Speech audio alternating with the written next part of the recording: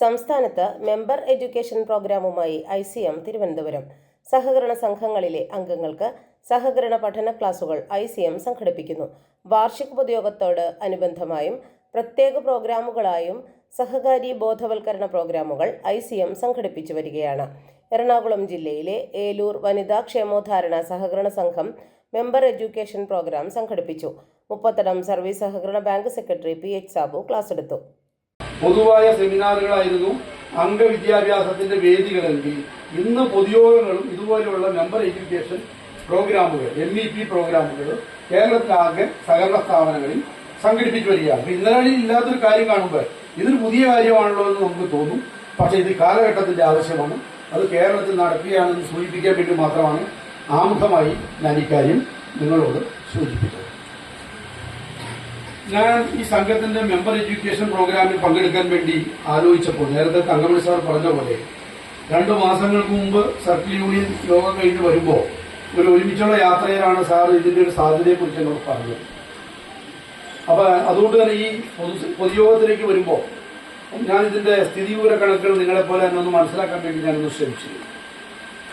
ഏലൂർ വനിതാ ക്ഷേമ സഹകരണ സംഘം സ്ട്രോങ് ആണോ എന്ന് ഞാൻ ചുമന്നു കണക്കുകളിലൂടെ ഞാൻ നോക്കി. എനിക്ക് കാണാൻ കഴിഞ്ഞത് നിങ്ങൾക്കാർക്കും മനപ്രയാസത്തിന്റെ കാര്യമില്ല. നിങ്ങൾ അംഗമായിട്ടുള്ള ഏലൂർ വനിതാ ക്ഷേമോദ്ധാരണ സഹകരണ സംഘം സാമ്പത്തിക കണക്ക് ശാസ്ത്രത്തിൽ ശക്തമായ സാമ്പത്തിക സ്ഥിതിയുള്ള ഒരു സ്ഥാപനമാണ് എന്നാണ് ഈ രംഗത്ത് 10-30 വർഷക്കാലമായി പ്രവർത്തിക്കുന്ന ആൾ എന്നുള്ള നിലയിൽ എനിക്കിതിന്റെ സ്ഥിതിവിവര കണക്കുകൾ നോക്കിയപ്പോൾ കാണാൻ കഴിഞ്ഞത് എന്നാണ്. ഇവിടെ ആദ്യം പറഞ്ഞതുപോലെ ഒരു സഹകരണ സ്ഥാപനം 2009 രജിസ്റ്റർ ചെയ്യുകയും 2010 ജനുവരി 9 പ്രവർത്തനം ആരംഭിക്കുകയും ചെയ്ത ഒരു സഹകരണ സ്ഥാപനം അതിന്റെ സാമ്പത്തിക കണക്കിൽ 15 വയസ്സും അതിന്റെ യഥാർത്ഥ വയസ്സ് 16 വയസ്സിന് മേൽ ആവുമ്പോൾ, കാരണം നമ്മൾ 15ാമത് പൊതുയോഗത്തിലെ കണക്ക് അടുത്ത വർഷം അവതരിപ്പിക്കണം.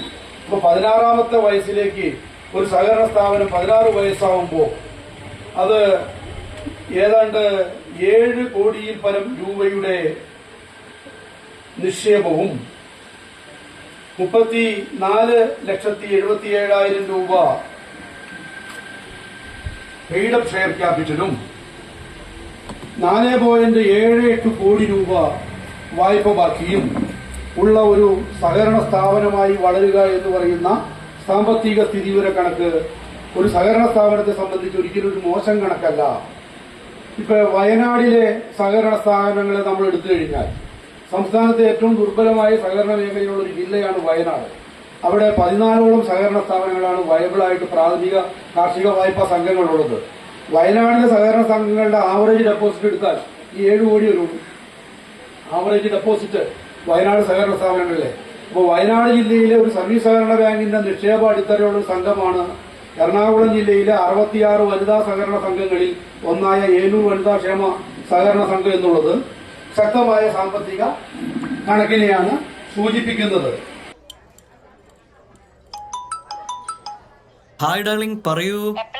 ഇപ്പൊ ഇല്ല മറന്നിട്ടില്ല, എന്റെ അടുത്ത് തന്നെ ഉണ്ട്. അപ്പൊ പറഞ്ഞ പോലെ ഓക്കെ. എന്തൊക്കെ വെളിച്ചെണ്ണകൾ ഉണ്ട് നാട്ടില്, ഇത് തന്നെ വേണത്രേ. നമ്മുടെ ബാങ്കിന്റെ ആണേ സംഗതി സൂപ്പറാ. CoPro Coconut Oil, crossing dreams of taste. High grade coconuts, advanced technology, triple filter process. A product of Venganesheri Service Cooperative Bank.